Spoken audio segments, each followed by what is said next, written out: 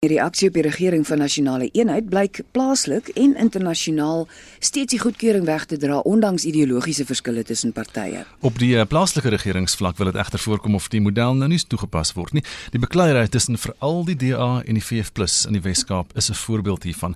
Die Wes-Kaapse Hooggeregshof het onlangs bevind die verkiesing van die VF+ se burgemeesterskandidaat in die Theewaterskloof munisipaliteit was onwettig. Ons gaan nou oor gesels met Dr. Corneille Mulder, hy is Wes-Kaapse leier van die VF+. Môre Corneille, welkom by RSG. Goeiemôre Renske, goeiemôre Gustaf. So Corneille, hoekom het die Wes-Kaapse Hooggeregshof bevind die VF+ burgemeesters onwettig verkies? Mens moet mooi gaan kyk na die uitspraak. Dis 'n baie tegniese uitspraak en dit gaan nie oor die meriete van die saak of wie moet nou regeer in daardie Theewaterskloof munisipaliteit of nie.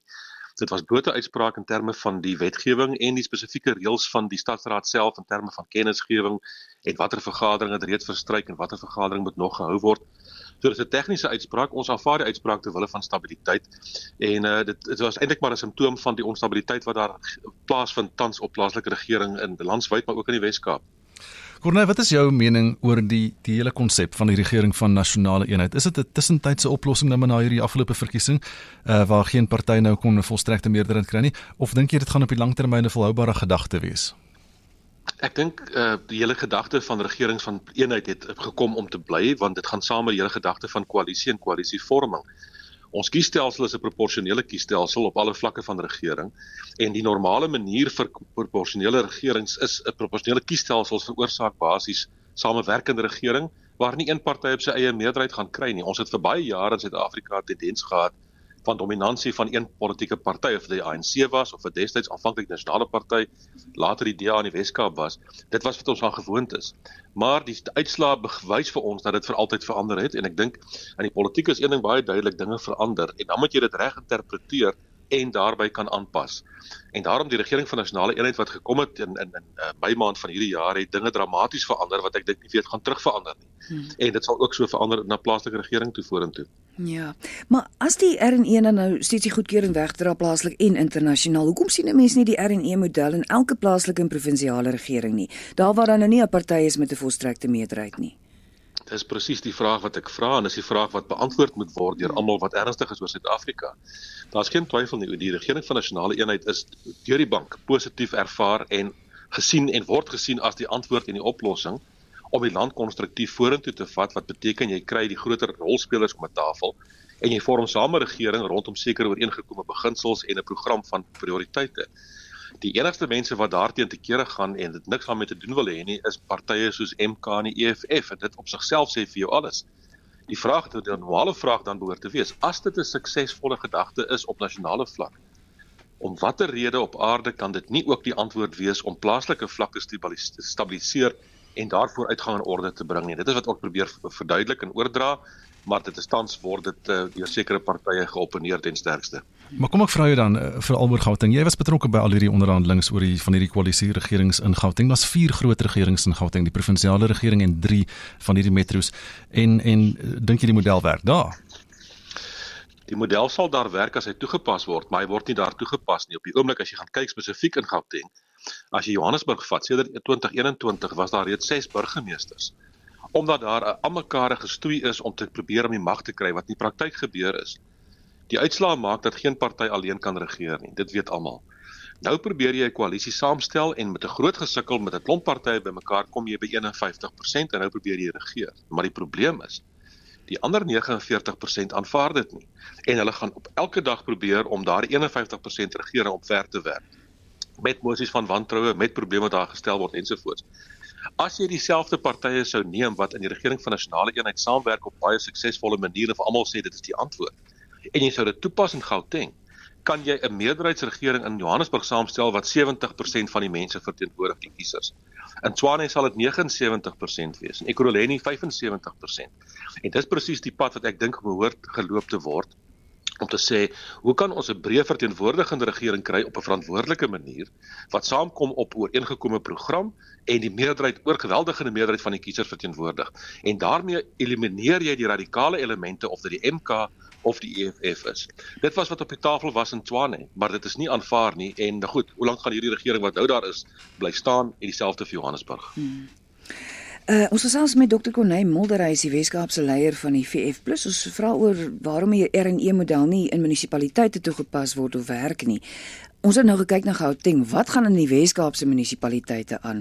Corneille, hoekom kan die DA en die VF+ nie tot vergelyk kom nie?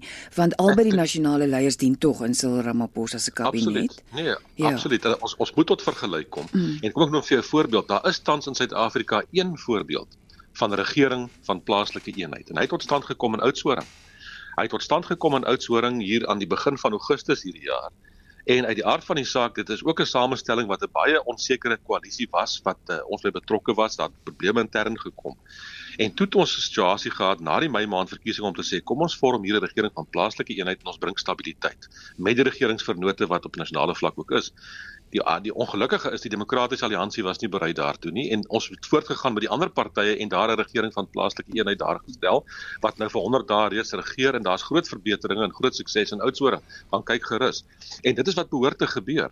Maar as jy nie bereid is vir 'n regering van plaaslike eenheid nie, hoekom is jy nie bereid daartoe nie? Hoekom probeer jy die model nog steeds afforceer? En dis wat nou in Theewaterskloof gebeur het. In Theewaterskloof was dit presies dieselfde. Ons het 'n uitnodiging gerig en gesê, kom ons kom om 'n tafel almal bymekaar, ook die DA, ook die ANC, die Vryheidsfront, die PA, dis almal partye wat tans in die regering van nasionale eenheid is, goed ensovoorts. En daarmee kon jy in Theewaterskloof 'n regering gaan saamgestel het wat 92% van die kiesers verteenwoordig. Dit moet in die kiesers se belang wees. As almal met mekaar saamwerk, alle gemeenskappe is verteenwoordig en ons gaan saam vorentoe en maak 'n verskil. Dit het in Theewaterskloof ook nie gewerk nie omdat die DA nie bereid was daartoe. Daar's natuurlik ander dorpe ook, Swellendam, George, Langeberg, daar's ook maar striwelinge daar in die gang. In Augustus sou julle leier Dr. Pieter Groenewald en John Steenhuisen vergader het om die onenigheid tussen die Vryheidsfront Plus en die DA in die Weskaap by te lê. Was daai vergadering suksesvol? Was daar nog sulke vergaderings gewees? Ja, daardie proses is nog aan die gang. Kom ek vir jou sê onder andere waar die spanning vandaan gekom het in die Weskaap, dat jy die werklikheid is dat die groter party en in die Weskaapse rade is dit gewoonlik die DA wat die groter party is, alhoewel hy in verskeie rade, 18 rade het hy nie alleen 'n meerderheid nie. Is veronderstel om die verantwoordelikste te wees. Hy is veronderstel om uit te reik na ander partye en hulle deel te maak van 'n regering van 'n koalisie. Maar as die ander partye ervaar dat die groter party meerderwaardig optree, dat hy afpraat op hulle, dat hy hulle minag en dat hy hulle eintlik net gebruik om hulle stemme te kry wanneer dit gestem moet word oor 'n begroting of oor 'n mosie, dan gaan dit spanning en probleme veroorsaak. Nou die gesprek wat Dr. Groenewald met meneer Steenhuisen gehad het plaasgevind, dit gaan voort, dit is 'n proses wat nog steeds voortgaan en die proses daar is om te probeer om 'n stabiliseringspak te kry in die bestaande koalisies wat daar reeds is. Ons ondersteun dit ten volle, ons hoop dit gaan suksesvol wees. Ons verbind ons daartoe. Ek hoop die DA sal dieselfde doen. Maar dit is wat my betref 'n tydelike oplossing, want die werklike oplossing op die pad vorentoe. Suid-Afrika moet gaan sit en dink en sê, as ons ernstig is en ons sê 'n regering op nasionale vlak gaan die groot verskil maak. En ek gaan kyk na ons plaaslike regering. Ons het slegs 13% van ons stadsrade het skoon audits gehad in die vorige finansiële jaar. 34 uit 257. Die krisis lê op plaaslike vlak, die naaste aan die mense. Dan moet ons mekaar vra, om watter rede kan ons nie 'n model uitwerk hier wat almal saamwerk in belang van die groter gemeenskappe van Suid-Afrika. Want dis wat ek nou wil vra, as dit dan nou so is dat die DA nou volgens julle altyd die vlieg in die salf is, sal julle aanbod nog aan die DA op die tafel wees? Want dit kan sekerlik nie so moeilik wees om 'n oplossing te kry nie, want die DA en die VF+ is nie eens so ideologies ver verwyderd soos die terreurparty en die R&E nie.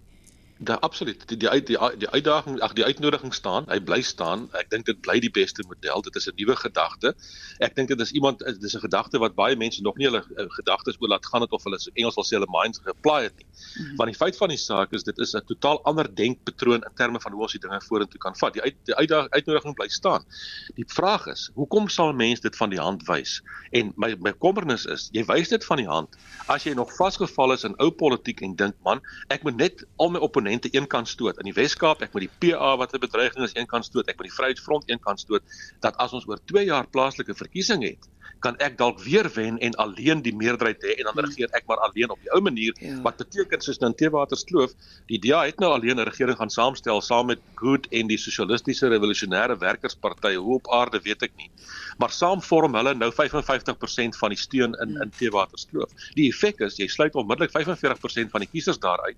En nou herhaal die proses om, nou word daar weer gemobiliseer om te probeer om die mag te kry. Dit is 'n onhoudbare situasie wat net eenvoudig aangaan, wat nie in belang kan wees van die gemeenskap op die grond. Net so laastens in 'n minuut, wat is die probleem dan? Is dit 'n persoonlikheidsprobleem in die leierskap? Wat van as jy en Tertius Simmers in die Weskaap gaan praat? Is daar 'n oplossing te vind daar? Ek dink ek is absoluut bereid daartoe. Ek het vertroue dat Dr. Groenewald en John Steenhuisen dit kan deurhak. Ek hoop dit kan deurgaan by die Federale Raad van die Demokratiese Alliansie waar mevrou Zille in beheer is. Maar dit is die tipe antwoorde wat ons moet hê en ek weet die ANC is bereid daartoe.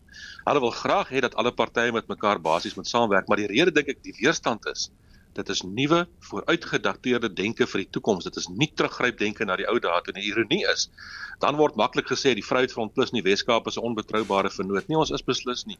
Ons kyk net vorentoe in die toekoms en wil hê ander moet asseblief bykom. Kom ons maak die plaaslike regering in Suid-Afrika beter. Baie dankie Corneille, dit was Dr. Corneille Mulderhuis, Weskaapse leier van die VF+.